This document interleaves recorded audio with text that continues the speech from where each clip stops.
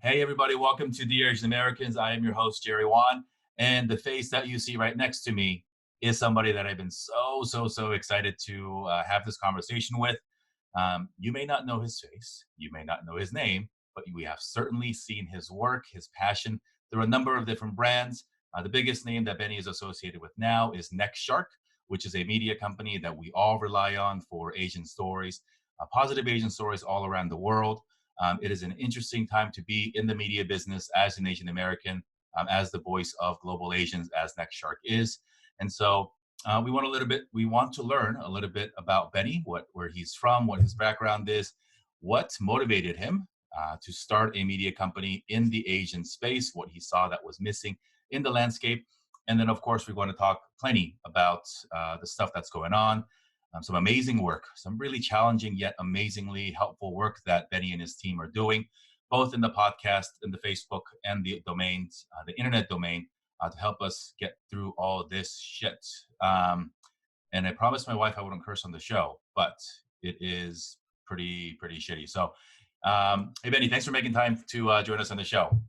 Yeah, thank you for having me. And Jerry, I know, thank you for the props, but I got to give respect and props to you as well. I mean, what you're doing with this podcast is, I believe, just as important. And I think that, I'm very grateful for, people like you in the community who are, really just trying to speak up and offering, your valuable time to, get things, something like this done, which I think it's going to be a very positive thing for our community. Thanks, man. You and I were just talking right before we started recording. And if you're watching this video, yeah, like Benny and I are twins today. Unintentional. You know, I didn't intend on starting this right before all this stuff happened, right? I had a format, I had a guest list I wanted to get through. There were some people, you were on the original list of people I wanted to talk to, obviously, change makers and community helpers in and around our world. And about week two, things started to get serious. And then week three, it got really serious with all the racism and just sort of the unfortunate effects of small business community and all that. So you and I think, and so many others out there, we've had to completely pivot away from what we had wanted to do in a perfect normal world. So yeah, it takes a village. It's the one thing that I think you and I have realized is there's so many stories to tell in this moment of pain, suffering, but also positive messages of support. And we can't get through it all, but heck, we're stuck at home, so why not flip on the microphone and tell some stories. So Benny, tell us about Benny in the early years. Where'd you grow up? What did you want to be when you were growing up? And yeah, tell us about the early years. Yeah, I mean, I always say this kind of during my talks. I mean, I was born to Chinese immigrants that came here to San Francisco in the mid 1980s. I was born and raised in San Francisco. My mom was one of those moms that were, very, very strong-willed. She came from mainland China, to kind of escape the whole, cultural communist revolution and everything. She actually was one of the people that swam from, mainland China all the way to Hong Kong. And Wow. she had to, I believe she got caught the first two times and had to spend some time in jail. And she was able to, make it the third try and, go to Hong Kong as like a refugee and ultimately, immigrate here and, make America her home. Mm. And I grew up in a very traditional Chinese household. I think that not just Chinese, I think a lot of Asian parents can relate to it. My parents expected me to do really well, academically. They expected me to be a doctor, a lawyer, but academics were never my strong suit. In fact, I mean, up until I think high school, I was actually put in special ed programs, and I was always on the verge of flunking a certain school year. And so every parent-teacher conference towards the end of the year will be the same conversation where, there was a small chance that I could be, held back just because I had fallen so behind with my classmates. And for some reason, I always pull through just barely. And, I think that myself definitely went through a lot of struggles academically. And I think even in the diverse area in the Bay Area, I went through a lot of moments of, kind of racism and discrimination myself, whether it was in school or whether it was in public. I mean, whether, you know, people at lunch like calling me like a dog eater, or you know, a chink, or you know, calling me Chinatown or something, to you know, being at the movie theaters. And this is a very real incident that happened. I mean, you know, I remember my first like public experience with racism was, you know, I was just having watching a movie with my friends in middle school, and I had walked by what I thought was like a nice old couple, and as I walked by him, the guy was like, "Oh, you fucking Chinaman." Sorry, I don't know if I can cuss, but you know, Please I do. think, yeah. And I was like, "Wow, that's so interesting. I didn't do anything to this person," and you know, Right. suddenly, like, you know, why did this person feel the need to insult me, right? But you know, I think the whole concept of, you know, being Asian and being proud to be Asian is something that I held very close to me, especially in high school, because you know, I really wanted to kind of defend myself. I mean, I wanted to stand up to all these things that were kind of happening to me, and so I consumed a lot of Asian content growing up. I was really into the whole AZN, Asian Pride phase, because that was really big in the Bay Area at the time, and so I I was always passionate in it, but I never thought that it would be, you know, a business that I'd be able to develop, right? Um, but I would say getting into UC Irvine, I moved to Orange County, Southern California in 2006 to, you know, go to UC Irvine, and I always joke that I chose UC Irvine because it was one of the few schools that accepted me at the time. Because I was so, like, you know, not very academically, you know, that good. But you know, now UC Irvine is a top UC, so you know, I would say that I got into it at the right time. I made my investment, you know, and I got really good ROI from it, you know, now. But yeah, I mean, in college, it was the same amount of thing. I struggled academically. You know, I always say that I graduate with whatever the bare minimum it was to graduate. That was my bare minimum that I met somehow. So I was just basically working throughout college. I worked 4 jobs my freshman year at one point. I worked as a campus note taker for people who were struggling with disabilities. I worked for Dell Computers as a Dell campus rep to market Dell computers in campus. I also used that time to you know, work at the UCI computer store too, where I would deliver computers to students and faculty members all across campus. I drove this big anteater truck at the time. And the fourth job that I had was actually working for Andrew Yang for the Manhattan GMAT. I was a marketing associate for him. So, you know, I think early on that I couldn't really succeed academically, but I think that, you know, the least I could do is just get as much work experience as I can, so that I had time when I graduated.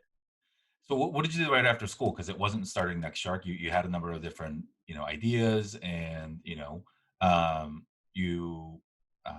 were a professional poker player for a little while, I if I wouldn't say remember. professional. I mean, I think that I was an active player online.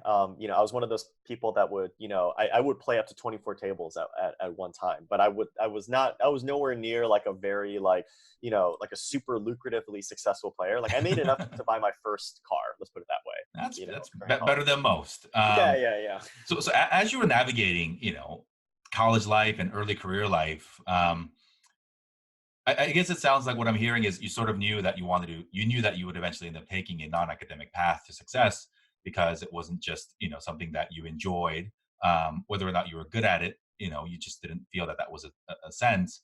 Um, did you get much pressure from your parents, if at all, about, trying to continue to beat that horse and continue down that path? Or were they just, accepting and encouraging of you something, or of you doing something creative and unique?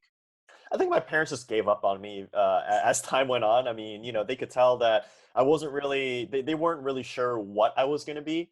I mean, I would tell them things here and there, and you know, I was a psychology major, and you know how what I would make them feel better was like, hey, you know, psychology, I could maybe get a PhD and get a doctor title or something, and that's kind of how they're. And I think eventually they kind of just, you know, just let me kind of do my thing, but they didn't really knew what I was doing, nor did they really kind of support it. They just knew that I was struggling a lot, right? But I think I had you know, this growing need to be as independent as possible.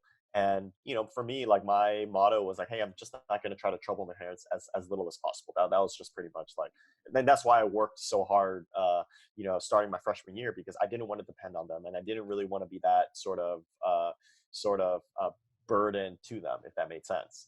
Yeah. And so I think they didn't really take seriously or really understand what I was doing, I think until like I made the Forbes 30 under 30 list in 2018. And I think that's when they were like, oh wow, like he's actually, he seems like he's doing something really, meaningful, right?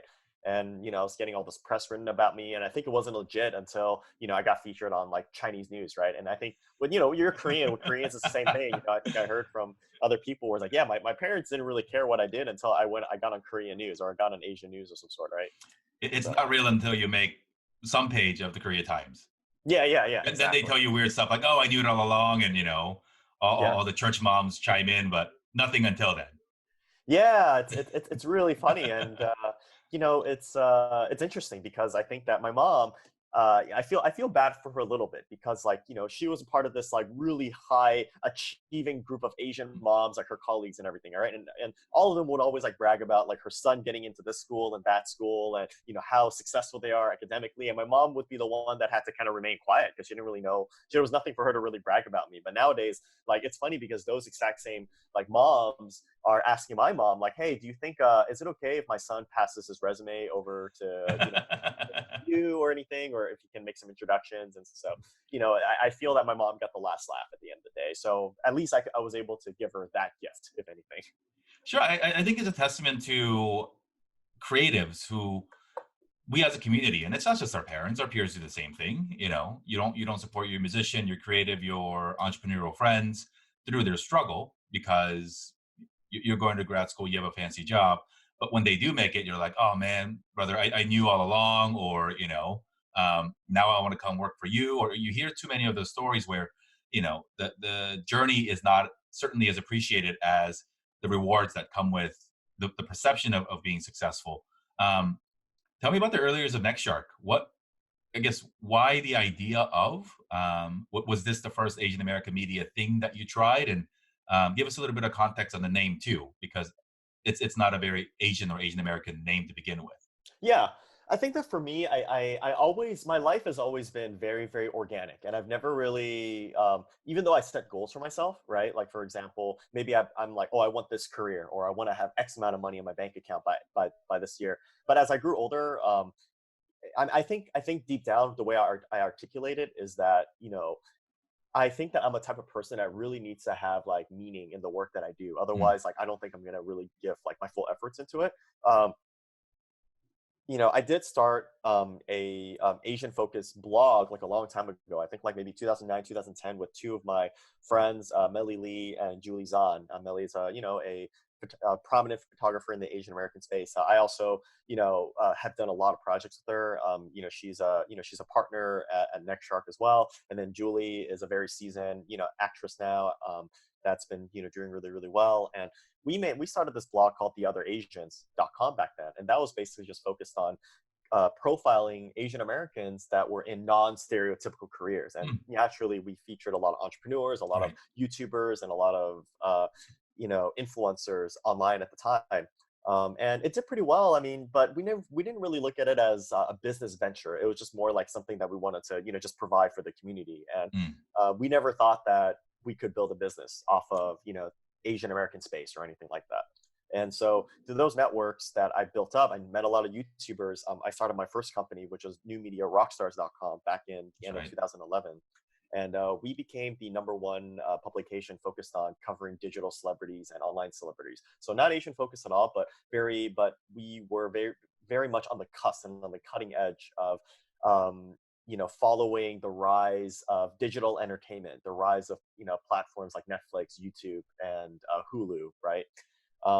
And it did pretty well, I would say, to say the least. I sold that company in 2013, and from there, I took about like a couple $1,000s, and I started NextShark. And the reason I started that was at the time I wasn't exactly sure what I wanted to do next.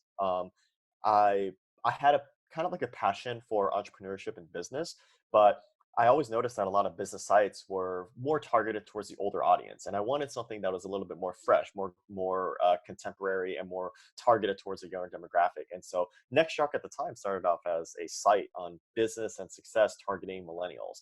And Shark comes from my background in poker. If you look at, let's say, people like Tony Hsieh, entrepreneurs, a lot of them will talk about, they play poker, they like poker, and the philosophy of poker has kind of helped figure out how they make their own business decisions or their outlook on life, right? And so shark comes from being a poker shark, where we have a term called either you're a shark or a fish. A fish is the ones that you kind of like take advantage of, like in the poker table, and a shark is someone who is very aware of everything that's kind of going on around them. And then next comes to signify kind of the youth, right? Um, so we did that, I would say, for about like 2 years. We started at the end of 2013, and towards maybe a few months before the Olympics in 2016, the Rio Olympics, we started seeing something interesting, and in the fact that a lot of times, whenever we focused an article, let's say on an Asian face, or we profiled like an Asian entrepreneur, or we covered technology happening in Asia, we saw like an uptick in engagement. And it was very, very apparent to us as we were analyzing the data. And we were like, hey, this is pretty interesting. Why don't we, try to do more of this? And I did have a friend, his name is Ben Parr, who was the ex-editor editor at large over at Mashable, and he's also a VC himself. He's also Asian American himself, and he kind of I remember having lunch with them, and he was like, "Hey, if you guys are doing so well on the Asian side, you should definitely maybe push towards it." And so he was one of the early people that kind of like made a push for it. But at the time, I still really wasn't like making that shift. Like I feel like for me, sometimes like when I have a focus, like I kind of want to just keep focusing on it. I didn't really think about trying to stray away too much on what the vision was. But over time we were like, what, let's just give it a shot. And so we started showing more Asian faces who were successful in business, and from then on we saw engagement and traffic grow. And when the Olympics started happening, we started getting a lot of DMs asking us to cover a lot of these Asian athletes that were competing in the Olympics, because there wasn't that much representation. And so we were apprehensive at first, hesitant at first, because we feel that, hey, like it doesn't really like match what we're doing. I mean, we're focusing a lot of business already, and Right. covering sports, we're not exactly sure. But you know what? We said, screw it. Why don't we just try it? And we did it, and our coverage got so much like awareness and so much engagement. I mean, little things like, how do you say it? Even simple news like Vietnam winning their first Olympic gold medal. I mean, we didn't break that news. It was a report of multiple reports already. That managed to get like, I would say, over 500,000 views within less than 24 hours. Wow. And I remember there were some data sites, public data sites, that would rank kind of like articles that had the highest engagement on a specific topic. And I remember, our coverage, even though we were not like the main source for it, we were citing other mainstream sources for it. Our coverage was like number 3 across Facebook, in terms of engagement and, I guess shareability in the platform. So that's when the pivot started happening. When did you guys start focusing on what was the reason or the motivation point for reporting your own stuff rather than synthesizing existing information like this Vietnam winning their first medal? You were synthesizing other things and putting our own Asian American filter and angle on things. And I don't know, I don't remember exactly when, but you started writing your own things and started doing your own reporting. That takes more money, more time, more people. Um, how was that decision made, and was that intentional with a certain angle or a goal towards that? No, not necessarily. I mean, I think that, again, like I think for me, I feel like I've always been kind of fighting myself. Even at this company. I mean, I think that I still am lightly fighting myself still, in a sense where, I'm wondering, hey, is this the direction that we should go? I mean, because I think that, and this is like early on, before like, we became like the largest Asian American site. Like, I'm looking at it as like, hey, is this the right business decision to make? Because at the end of the day, we also have like people that we employ, right? And we have to make sure that we're making the right decisions for the company, and it's great what we're doing. And I'm really passionate in it, but at the same time, we still need to build a business in order for us to continue doing what we do best, right?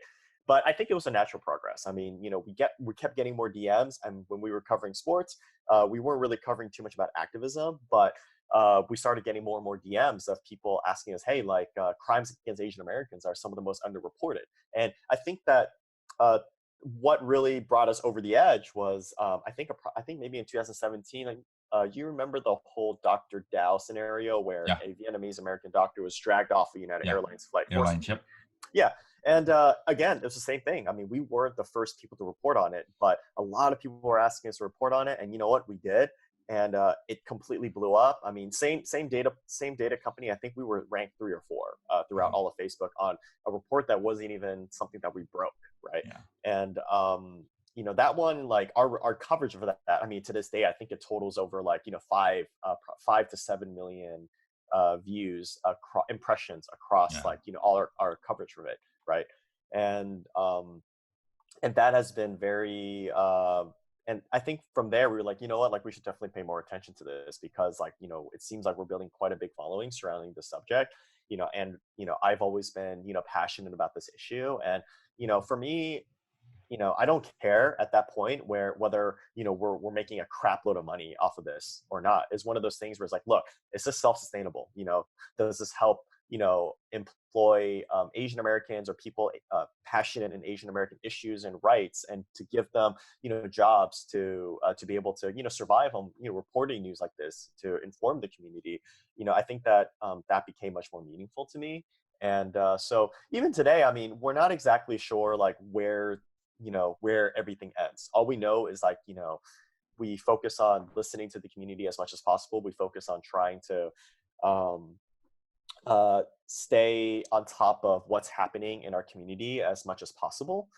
And wherever this ends is wherever this really ends, right? And we just are appreciative of the community's support, and we just want to do the best we can. If that makes sense. Speaking of the community, you cover broadly all Asians across the world, or Asian Americans. So does my show, and a thing that I've struggled with, continue to struggle with, would love to get your take on it. Is what do you cover?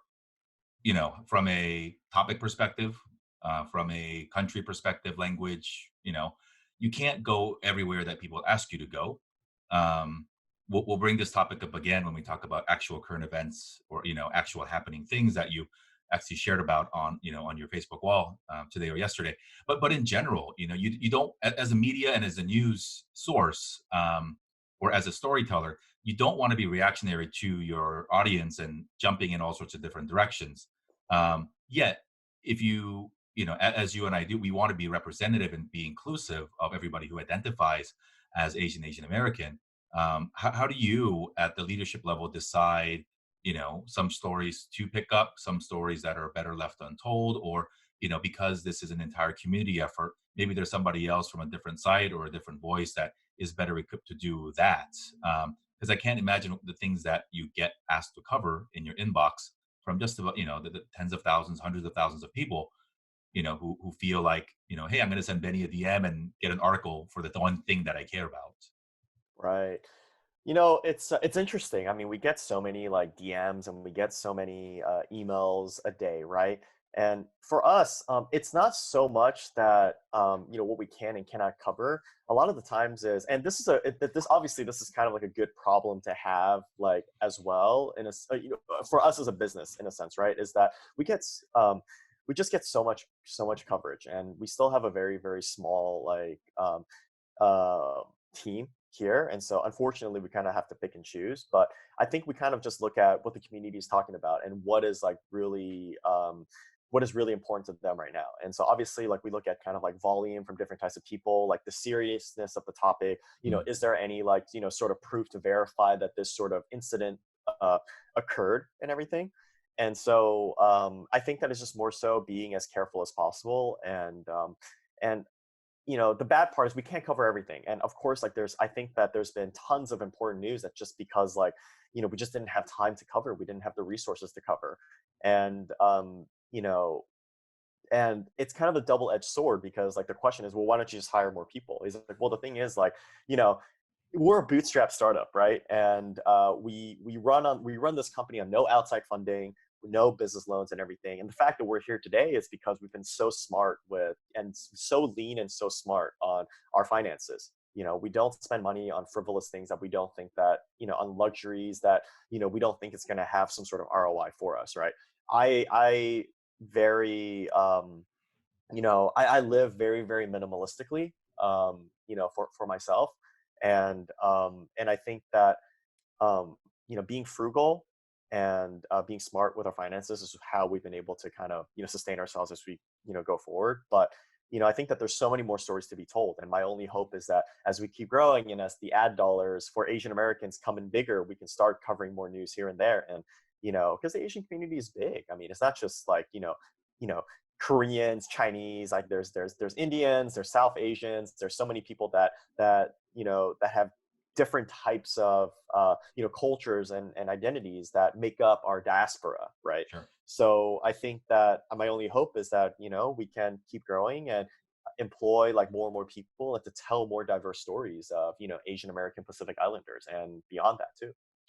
I think it's cool, and you're not an all news site, right? Like you post fun stuff, you post heartwarming stuff. You have a series of idiots spent X dollars eating something, and it's usually you who overspent on eating some delicacy, and you live to tell about it. So, I think you've hit a very perfect balance and perfect niche of fun, levity, lighthearted humor, but all the themes that really bring us together and that we can relate to.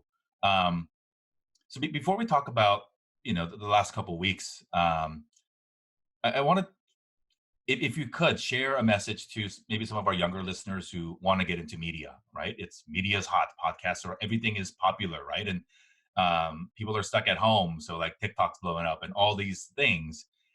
You have taken deliberately a very different contrarian approach to starting a media company, which did not involve taking outside money, did not involve grow and scale at all costs, but rather the other traditional way of fiscal discipline, grow slowly and organically, and be profitable.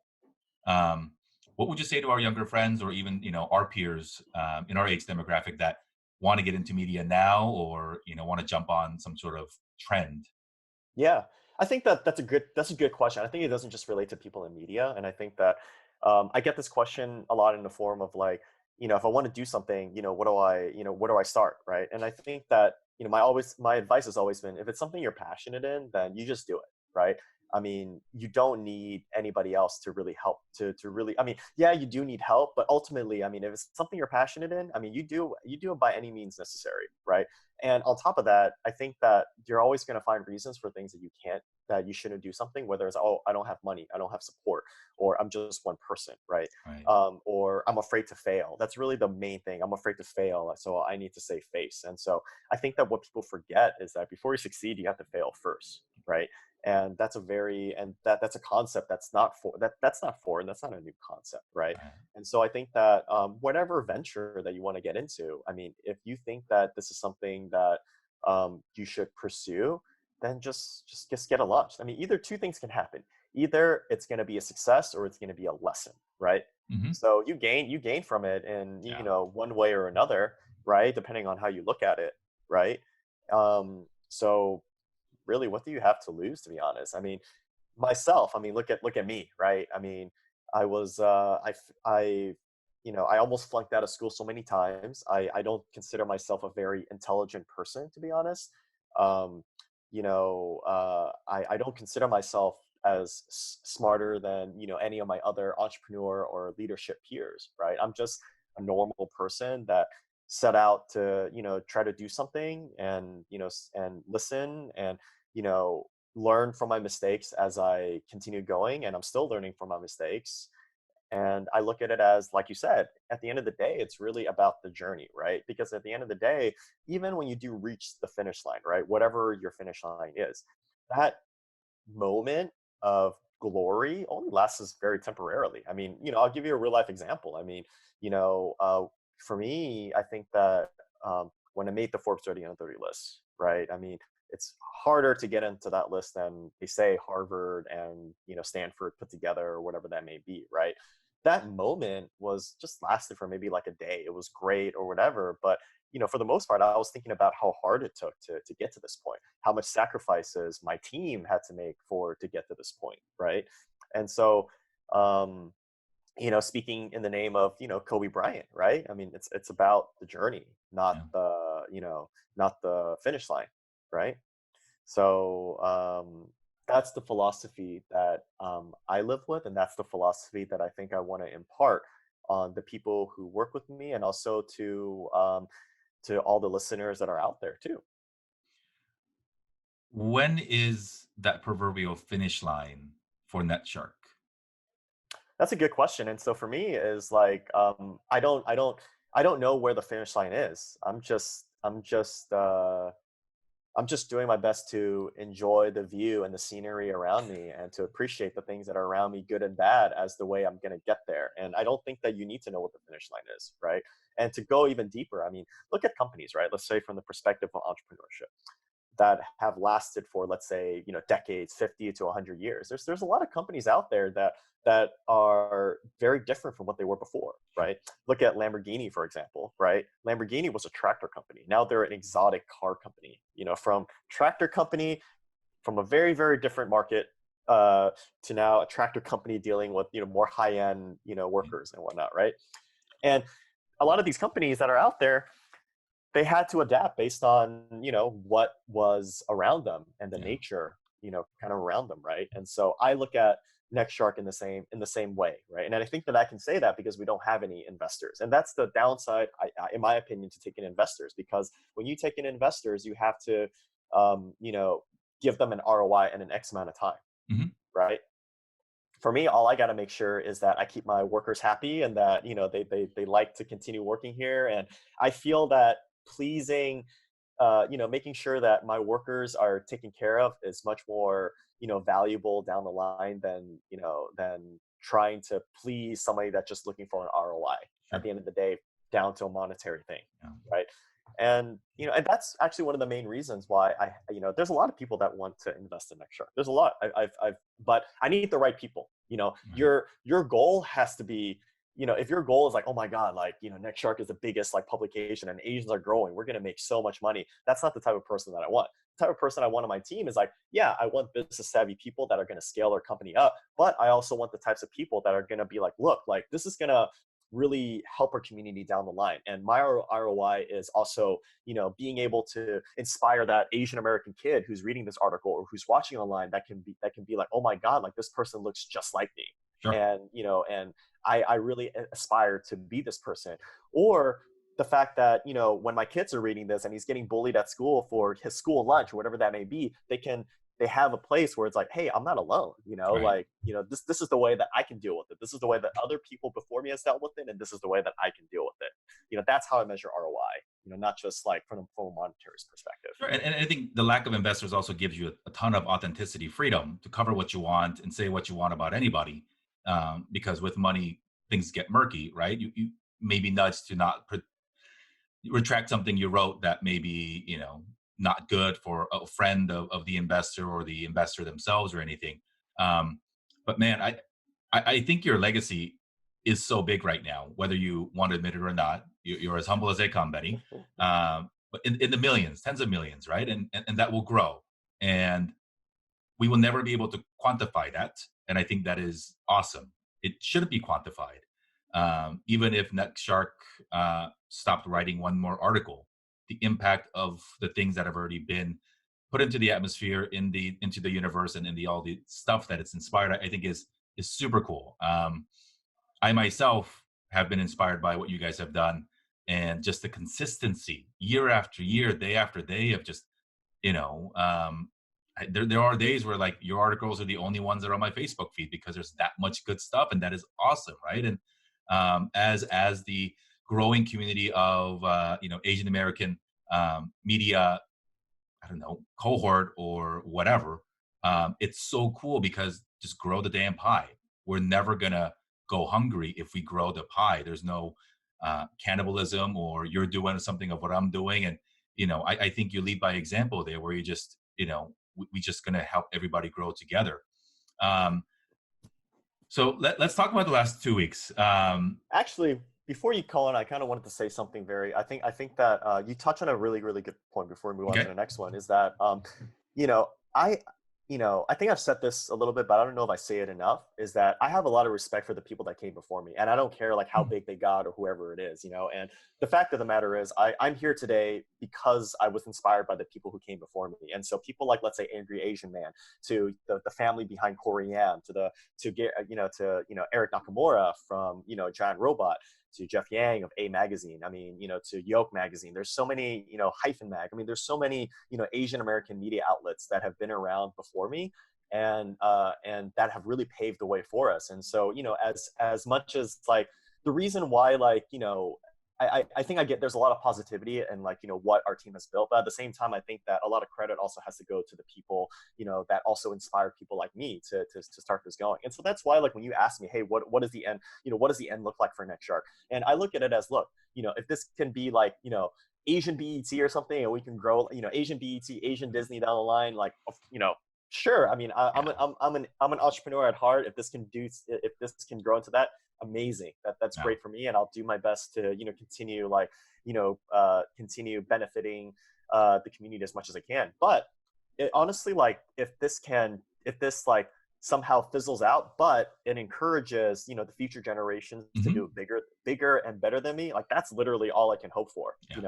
The people, our ancestors, the people that immigrated here, to the Asian Americans before us that have fought for our rights and our voice, through media or through activism, their sacrifices, I don't want their sacrifice to be in vain, And so I look at it as, I look at it as either I'm paying it forward or I build a big company, and I don't see how I could feel like I lost in any way. Sure. Right. Look, I mean, you talk about legacy and impact. It's already cemented, right? Like, I remember there was, it's not a specific moment, but it was a time period a few years ago where I knew of NextShark because you and I were friends, and I've seen it grow. And so, you would share NextShark articles, and, it's like, oh, Benny's sharing his own business and he's self-promoting, and that's cool. And the network started to grow. And there was a certain point where strangers or people that I knew that had no connection to you from different parts of my life or different parts of the country would share stuff. And I was like, holy shit, this is it. Like, it's become a fabric of our topic of discussion. And so, yeah, brands come and go, right? Like, James at Corium, he's had a pivot, and now it's character media. Phil, is doing, podcasts and other different types of media with Jeff to tell different stories of different angles. The brand Angry Asian Man's still there, right? One of our pioneers. And it's you're right. We don't know what tomorrow is going to bring. We don't know what, it's a very timely discussion. We don't know what the world's going to be like in 2 weeks. We certainly didn't know that the world would be like this 2 weeks ago. So all we can do is continue to, turn on the microphones, turn on the cameras, bust out your notepad and just start writing, telling, sharing, and whatever comes of it, right? Like, and like you said, and for me too, I don't have an episode count or a view count or a listener count. I don't care about any of that, right? Like, but even after 3 weeks, I've gotten some really, really awesomely weird notes and, people saying thanks. And so that's the fuel, right? Because you don't know who it's going to reach. And I just hope that a kid, little Jerry, little Benny, right now listens to this and decides to say, Mom, I love you, but I'm not going to go to med school, and I'm going to do this, right? Like, that's the empowerment. That's the inspiration. Because you think about, like, how many awesome things were never created because they're in a courtroom today, or, they're doing something, and then it's almost, you're stuck, you've justified through some, or, that you're pot committed, to use a poker term, and you've gone down that path. So yeah, and I think, when all this settles, it would be nice to just do even a montage of look back of all the old school folks, and because I think some of our younger friends don't know, particularly the publications and the things that may not be around today, and the impact that it's had, because digital media, 20 years old, very, very short. It's a finite number of people and brands that we can go and chat with. So NextShark as a brand has done a lot, as a media source has done a ton, particularly as it relates to the coronavirus epidemic, not only from a health perspective, but from a community building and resource perspective. So I want to talk to you about two specific projects or sub brands that you've started. One was right before all this stuff happened, and the other one was a reaction to what had happened. And so let's start with the Next Shark podcast, which is with Mei Lee, the Mei Lee Show. She's a legend and an icon in the media space. Teaches at USC and then has had her own show. Um, and it was beautiful to have her the first few episodes, whether it was with Ben Baller or with Tony Ko, just hearing those Asian American stories that we don't really get to hear in the media. And then boom, this stuff happens. And for a while, you treaded a little bit lightly, or May did, in reporting sort of, the health angle of the news, and then the racism hit. Um, tell us about that journey and the conversations that you've had with May and sort of shifting focus and doing what you thought needed to be done. Yeah. I met May like maybe like I would say like a couple months ago, but it feels like we've known each other for a long time. And she expressed a lot of interest in having a podcast. I looked at some of her work, and I really liked her as a person, and I really respected all the work that she did. And I also respected the fact that she's been in the journalistic space for a long time, and she's interviewed like U.S. presidents, world leaders, and everything. And just that the brevity of knowledge and experience that she had, I was just super super impressed with. And we decided to partner up together and create a the Mei Lee Show. So podcast that we co-produced with NextShark and with May's company, Lotus Media House. And for the most part, even though I've been doing this for a while now, I've been in the media space for about I think over 10 years now, right? I mean, I'm still learning. I always say I'm learning stuff from May every day that I work with her. I mean, I consider her kind of like my Nuna now, pretty much. And you know, it's interesting because like we had all these podcasts set up, and we had interviews already set up too, as I'm sure you did too, that were not very coronavirus related, but then this thing just kept getting worse and worse. And and I felt this even for myself, I felt this uneasiness with some of the things that was happening, and I'm like, and some of the content planning that we've had. And then May was the first one to really speak up and be like, hey, I really think we should, talk more about this coronavirus situation. It seems like it's getting worse and worse. And, May with her very, she has very, very good journalistic instincts because of, you can't lose that for the amount of experience that she has. And, I think that she was the one that really pushed for it. And she was the one that really helped validate the feelings that I kind of had like deep down inside that was a little bit hard to kind of articulate. And as this was happening, it was how do you say it? It was just, we started getting so much more and more incidences, relating to Asian Americans, getting attacked or dealing with racism or dealing with discrimination. And so things just started getting crazier and crazier. And I'm just like, yeah, I think we should definitely flip, switch a little bit. Like we had to reschedule 2 interviews that we were planning, right, like just last week, because we were like, it just didn't feel like right. And no offense to the people that we had to cancel on, but I think that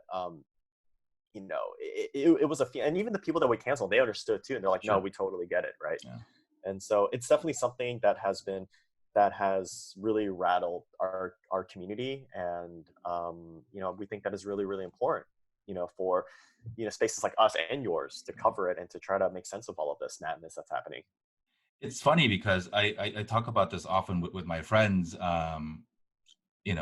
No, I did not plan to start this a week before this crap happened, right? Like, but I'm glad I did, because the things were set up so that we could just change the file. It wasn't an entire setting up of something to then make it specifically about this thing.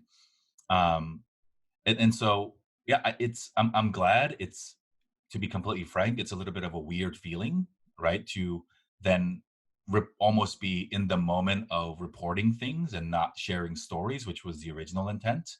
But as I'm sure you and they have as well, as you talk to peers and as you talk to listeners and friends, it's the best thing that we could do right now, because, we're not doctors, we're not nurses. And so this is our way of helping people heal and to deal and make sense of all the stuff that's going on.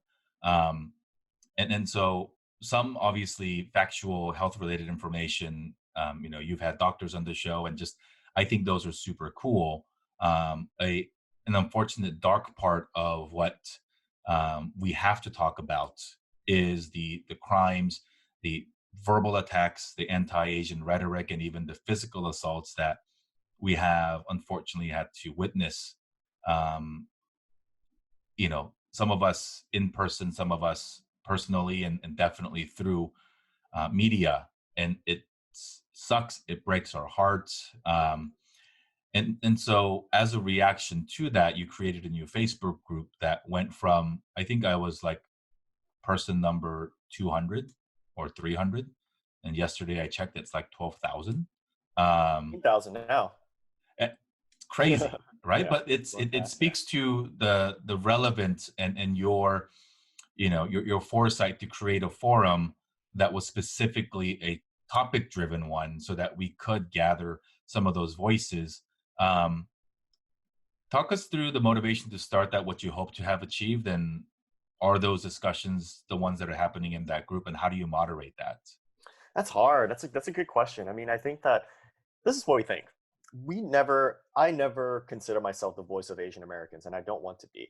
I never considered NextShark as like, our aim is try to be the voice of Asian Americans. And we try to do that by, offering a diverse group of voices and, and no matter of like your background or, kind of where you came from, because we understand that Asian Americans aren't monolithic, right? And I think that the reason why it was started was it was about a year ago, and we just felt that it might be an interesting space to have people report on alleged incidences against Asian Americans Mm, because, like, the belief was that crimes against Asian Americans are some of the most underreported in mainstream media, and so we decided to start that just to kind of segment our audience a little bit because there's people that are interested in specific aspects of our publication and what we do. Uh, and you just kind of wanted like a space for people to kind of just like share their stories and for us to kind of like look at certain things. If there's like a serious like incident that's something that we should look at or maybe investigate, then that's something that we wanted to look into. But it didn't really blow up until like maybe about a week and a half ago. yeah, I know that it was Andrew Chow from the Boba guys, one of really good guy. I consider him a friend too, and he kind of gave us a shout out when he was addressing Congress. When 2 weeks ago, right? And I think that really helped light a fire in the group. And then we started pushing it out a little bit more too through a social channel, saying, "Hey, like this is here," and next thing you know, I think we passed like over 1,000 members overnight, and yeah. people started submitting their own experiences, discussing certain things, and we didn't really have like a specific plan. I think that for us it was very relatively organic because for us, like, I only make up a certain demographic of Asian Americans, right? And I think that a lot of it was also education too, to kind of see like how is our community feeling. I mean, to kind of just get those perspectives like into it. Obviously monitoring the group has been very, very difficult because like I think that it shows like how fragmented our community is. I think it shows like how divided our community is here. And so it's a good and bad thing, right? It's obviously a bad thing because of not really seeing our community kind of coming together, but it's also a good thing because it shows like how much further we need to go, and it really kind of like visualizes everything for us. Where, hey, like maybe we need to like find a better way to get people to kind of come together. And again, I mean, we're a very, very small team. I mean, a lot of the moderators, like they're pulling like double duty. I mean, they're journalists, they're investigating on stories, trying to get stories out in a timely manner and to verify them. They're doing interviews. They are, they're drafting articles. They are transcribing interviews and stuff. And all in all, they have to spend the little amount of time that they can to try to moderate something. And so our approach right now is like, look, we tell people, hey, we're a very small team here. I mean, we don't know like we don't exactly know what is the right direction to put us. All we know is we're putting you guys here together, and I don't think that it's difficult to be kind to one another, to try to figure it out together as you kind of go along, as opposed to just fighting and bickering around with each other. Yeah. I don't think that the responsibility should completely rest on our shoulders. We think that the community is big enough, right? The community is big enough to where I think that there's some level-headed people that could kind of rise up and be like, hey, we gotta like, this isn't right. We have to figure out how to unify. And this is the right direction to kind of unify. And we've provided a platform to hopefully help each and every one of us try to figure it out without trying to rip each other's heads off and and kill each other. You know. It's fascinating because once you can't have a normal conversation in a room full of 10,000+ people. That's just not possible. And particularly when the wound is fresh and it keeps getting re-ripped every day. I speak for myself. Being more of a my political and my humanity views are one way, which I believe that most in our demographic agree with. It tends to be a little bit challenging to have what I would consider civil discussions with some other people who do not. Potentially, or perhaps I get a little bit emotional and I say stuff, and it's just not a very productive discussion. I remember in the early days, like 2 weeks ago, right when I joined the group, there was a post that immediately turned to bashing on other groups, and so I posted like, guys, like this is not why we're here, right? Like, let's just agree that this is a positive group that we're going to try to come up with solutions, and if there are people who need to be called out, let's do so with the right manner. But I don't, for one, want to be a part of a group where this becomes anti anybody else, because that sort of defeats the purpose of defending ourselves or coming together. Um, I am so glad that there is a group. I cannot imagine the amount of stress and challenges that your team goes through. Um, you know, you've expressed those frustrations privately and publicly over the last week or so, in just terms of asking for patience, almost from the reader base and from the audience base, because there's just a lot of stuff. And so, yeah, I'll make that plea again. If you're listening, and realize that it's Benny and a handful of people who are also dealing with the new realities themselves of working from home. It's a new thing. It's hard to focus. It's hard when your work is off of a phone or a laptop to disconnect. It's almost, you open your eyes and you're on your phone, and then you pass out because you're exhausted. Um, they're doing work that you and I don't want to do, you and I can't do, you and I maybe will choose not to because of the sensitivity of some of the photos and stories that you have to hear. um, you know it's challenging, and we are ever so grateful to you and your team for, by design or by accident, you've become sort of the investigative body, or the bullhorn, the megaphone that is amplifying these voices. It's particularly, I think about the incident up in San Francisco maybe 10 days ago, about the gentleman who was collecting bottles, and he was videotaped just getting verbally and physically abused. You guys played a critical role in getting the police department to do something. And I genuinely believe that without your intervention and without getting the community to write letters and to make phone calls, um, large in part to your activism, um, that nothing would have happened there, because so many times nothing does happen. Um, Yeah, I think that I can't take all the credit for it. I think that there was a lot of community pages that have kind of flagged it. My friend Ty Tran over at Asians Never Died, they have a community page too, really focused on comedy and sharing like really cool memes. It's one of my favorite pages to follow. And we partnered up on projects together in the past, and because of community pages like that have really helped rally people. I mean, again, like this is a group effort, so yeah, I think that it's not just NextShark. I mean, it's there's a lot of people, like not just like the people that work for us. Like we do have a lot of supporters, and it is because of these community pages that have been so supportive of us and trying to offer as much info as possible for us. Like yeah, it really helps in our investigation, and it helps to add some clarity to whatever we're trying to say when we do make official statement requests to like the police station and try to yeah, connect with them, and making and bringing these people together.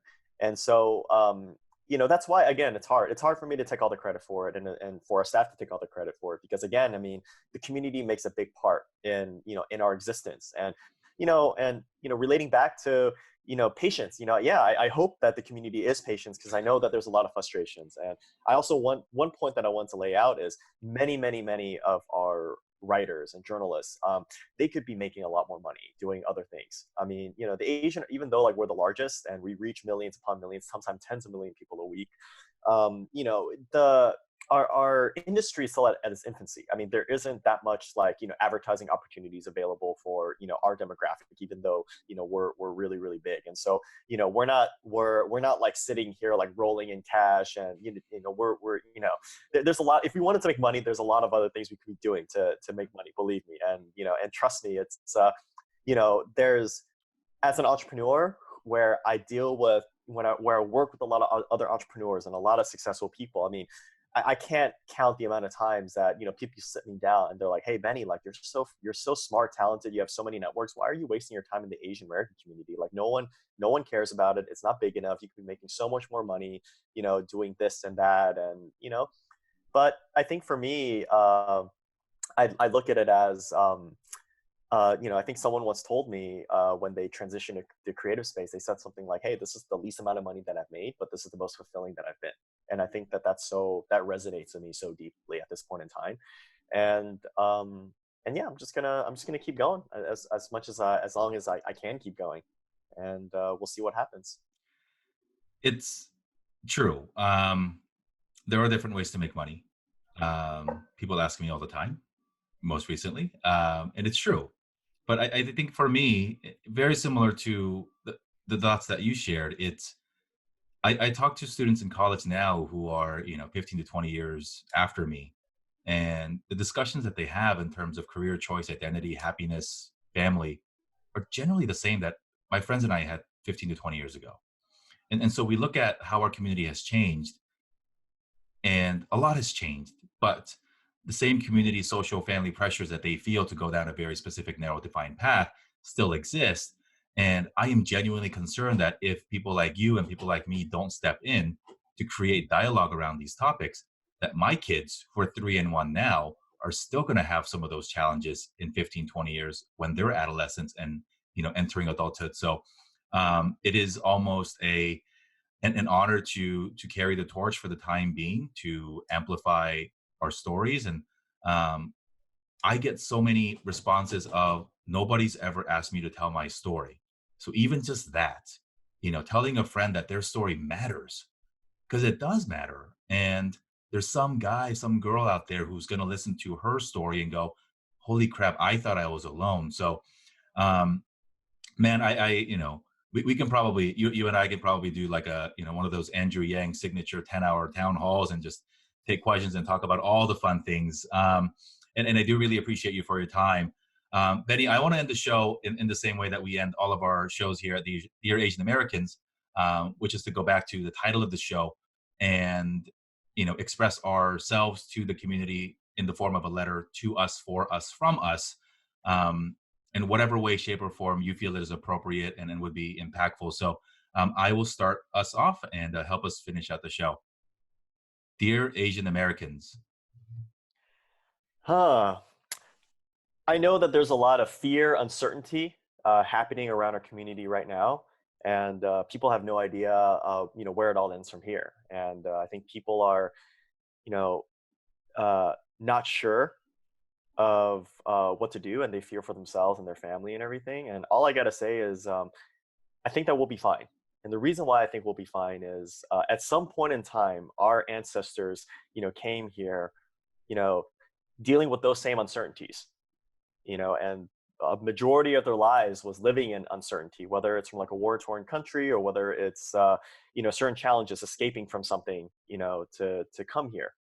And when they came here, they also faced, another big set of challenges, not just survival, but dealing with, racist incidences that was much harder to get the word out at the time. But they survived and they made their mark, on this country, and they made it their home. And I think that if they can get through that and, build, such an incredible community, and the fact that you and I are sitting here today and, we're comfortable, I don't see how we can't get through this. I really can't. And so I always look at, history and what has happened. And I think that we'll be fine, you know, and we're all here. We're all here together and we're all going to get through it. Thanks for that. I think that perspective is so important. Earlier, you shared a very personal story about your mother and how she escaped China to end up here eventually. For you, it's one generation back where you have to literally just talk to your mom about, like, holy crap, the odds and the things that you suffered for me to exist and for us to have the privilege to even have this conversation today is an effectively 0% chance. You know, my grandparents grew up in occupation and had to deal with war, lost siblings. So what the heck gives us even the ounce of right to complain about being stuck at home for 2 weeks or having to make, privileged sacrifices. And so, yeah, I think given in the context, of course, we have to look at it from the context of this is the life they work so hard to provide. Therefore, is this not the new baseline from which we should, measure our comfort or sacrifice? Sure, I get all that. But in the grand scheme of things, people got punched, people got spat on, people got attacked. Not the first time. We just live in a time where everybody has a cell phone and we have people like you and other people to amplify those stories. So, it is important. I really, really hope it dies down. It doesn't help, obviously, things that we hear in media. But Benny, thank you so much for your time, your perspective, your work. Um, you know, if there's a team member who needs an extra bottle of beer today, I'm happy to send it. If there is a post-coronavirus celebration that we can crowdfund and crowd raise for the team at NextShark for all the wonderful work that you guys do, I'd be the first to kick in, and I'm sure there's thousands of other people who will. Um, I know it may be challenging with all the weird emails that you're getting about you're not doing enough or you're doing, different work, but know that there's 99% of us who really do genuinely appreciate what all that you do. And, from a personal friend who has been and continues to be inspired by the work you do, that has ultimately resulted in me having this podcast. Thank you from the bottom of my heart. And let's keep doing good work, brother. Yeah, thank you so much for having me on, man. And your work is extremely, extremely important, and I think paramount to having us move forward. So thank you again, and I hope you keep going. Hope you keep going, brother. Got no choice. It's for the kids, man. See you next time, Benny. Take care. Thank you.